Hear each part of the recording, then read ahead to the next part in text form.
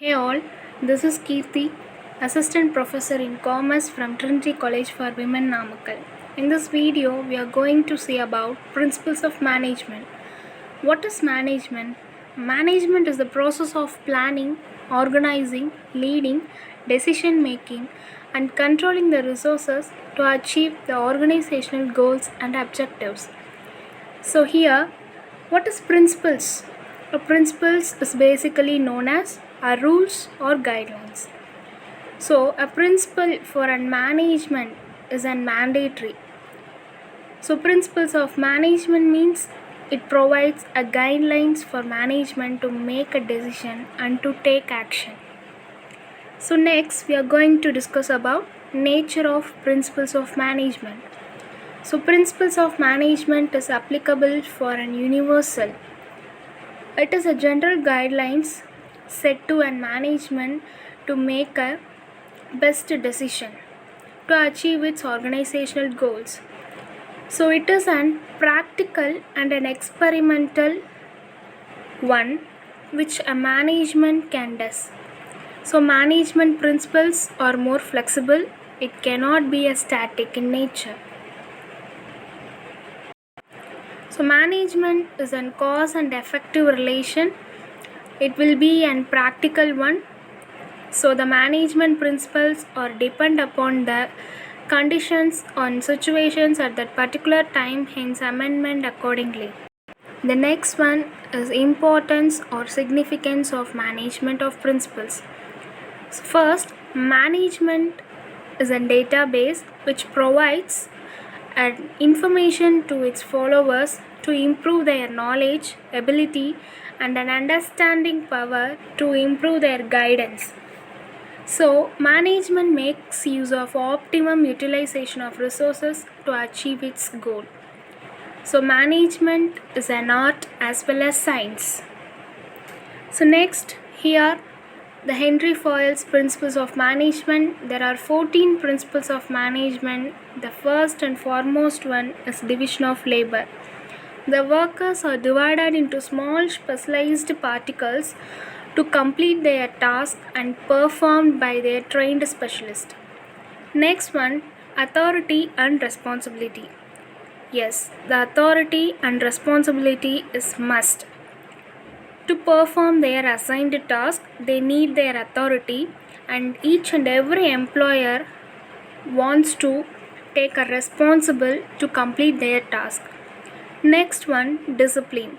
Yes, obedience to an organization rules is more important.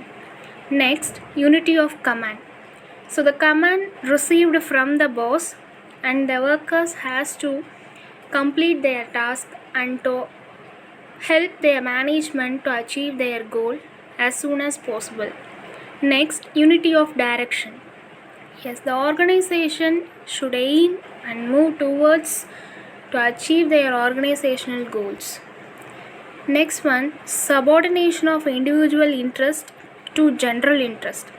The organization interest to be prioritized over individual interest. Remuneration. Yes, the remuneration should be paid and to satisfy the employees by giving their motivation and compensation and moreover. Next, centralization and decentralization. What is centralization and decentralization? Centralization means concentration of authority at the top level of the administrative system. Then decentralization means it is the dispersal of authority among the lower levels of the administration system.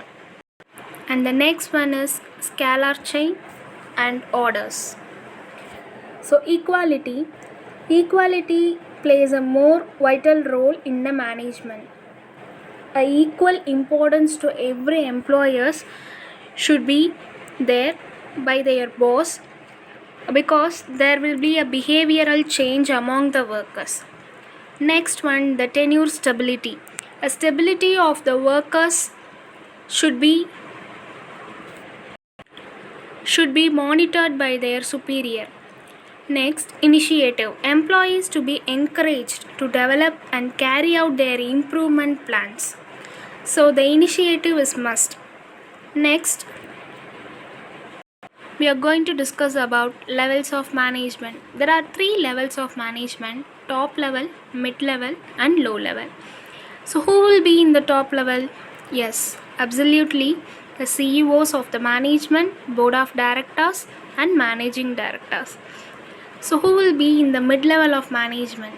The managers and the departmental managers will be in the mid level. So low level consists of supervisors, foreman, workers, employers, superintendent, etc. Here, the most important part of the management, yes, functions of management. There are 5 divisions has been splitted in the functions of management.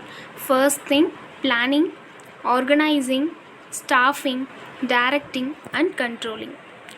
What is planning? The functions of management that involves setting objectives and determining a course of action for achieving these objectives. So planning is a first and foremost point taken by the management to attain their objectives. What is organizing? It is the process of grouping a people together to establish their relationship among them and to define their authority and responsibility among them to achieve the organizational goals. Staffing refers to filling up of vacancy in an management. Recruiting, hiring, training, evaluating, and compensating are the specific activities included in the staffing function. So process of staffing may be done by recruitment. It is done by the HR department of the management. The HR manager will hire a person. They will select the person and recruit the person into a vacancy.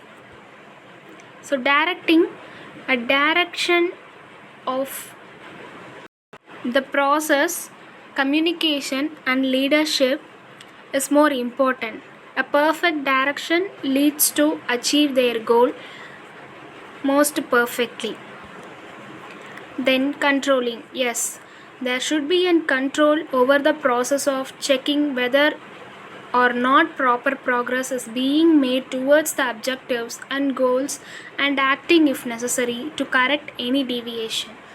If there is a control, there will be a perfection. So controlling is must in management. Controlling matches actual performance with the planned goal. If problem arise, controlling tries to find out the reason of deviation. So suggestion corrective measures come on the path of plan. In controlling, there are following steps: establishment of standard performance, measurement of actual performance, comparison of actual performance with the standards, and finding out of deviations if any, and at last taking a corrective action. Thank you all. Hope you all get understand and get a clear-cut idea about what is principles of management. Thank you all.